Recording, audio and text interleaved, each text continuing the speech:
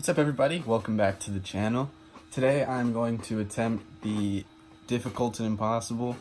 I plan on doing my review of the Ender 3 Pro in one take. So here we go. I have a little note card here to refer to as I go through this review, but here we go. So today, like I said, we're going to be reviewing the Ender 3 Pro right here. I've had it for a couple weeks now, and I think I've been experienced in all the fields to give this review. So a little bit of background on the printer. It is a $250 3D printer. It comes with a removable heated bed. It's also magnetic, so that's a really good plus. It prints 220 by 220 by 250 millimeters. It's about 8 inches by 8 inches by 10 inches. For those in America. A little bit about my printing background. This is my second 3D printer. I had a printer bought Simple Metal originally, and a bunch of stuff happened to that printer and it ended up failing. So I have this now and I'm very happy with it. I've been 3D printing for about 2 to 3 years, so a little bit experienced in the field. Yeah, so let's just get right into the pros of this 3D printer, the Ender 3 Pro. First things first, the price.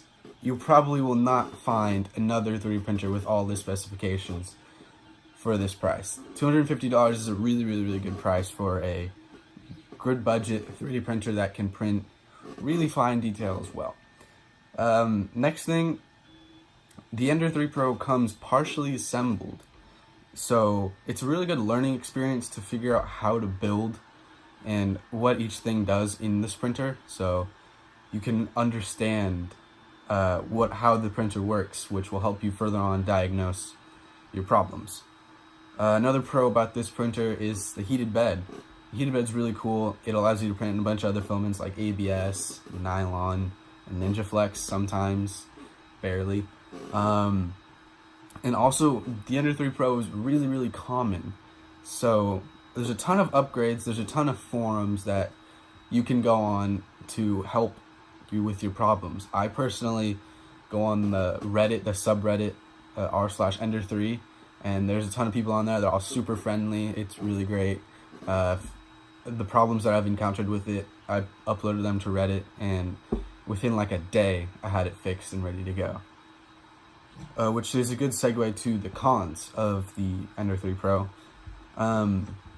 First things first, the Ender 3 Pro versus the Ender 3, there's not very much of a difference.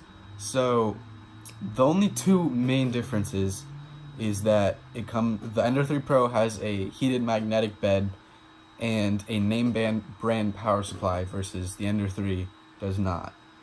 And then there's like an upgraded axis, but not a huge deal.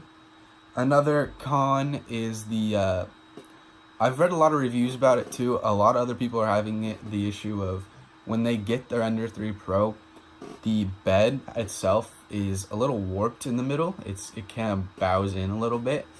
That's pretty common, like I said, but you can do a couple things to fix that. One, you could actually contact them. I've heard they're super friendly. They'll send you a new one if you so desire. I personally fixed it myself. I just used clamps just to make it flat, and it seemed to work pretty well. Another con, I think this is the last one.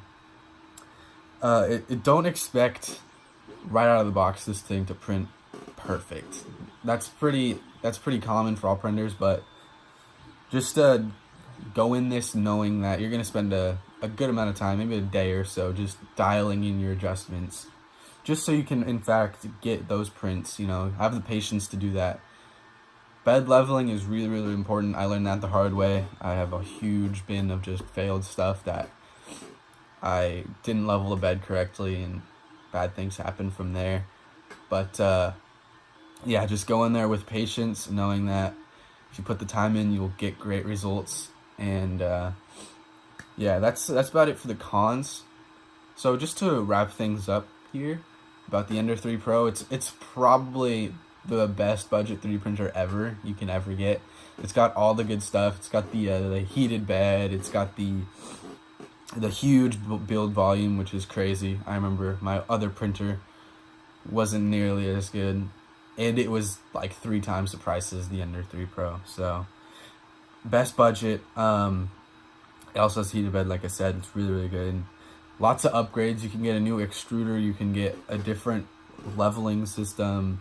You can do pretty much anything you want because it's so popular. You know, just everybody is making changes to it, and it's just really good about that. I would strongly recommend this printer. It's super fun. It's super amazing. It's a great learning experience. I learned a lot throughout the build of it.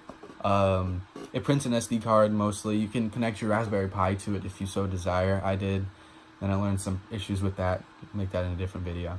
But I've had a lot of fun with it, and I can't wait to see the projects. I'm working on, for you Star Wars fans, I'm working on the DL-44, Han Solo's blaster. It's coming along quite nicely. Let's just see. It's coming along pretty good. We got the main part right here. It's gonna look pretty sweet. I'm excited for that, so just stay tuned for that one. But other than that, the Ender 3 Pro, guys. Yeah, that's about wraps things up. So if you like the video, feel free to comment, like, subscribe, all that fun stuff, and I'll catch you guys on the flip.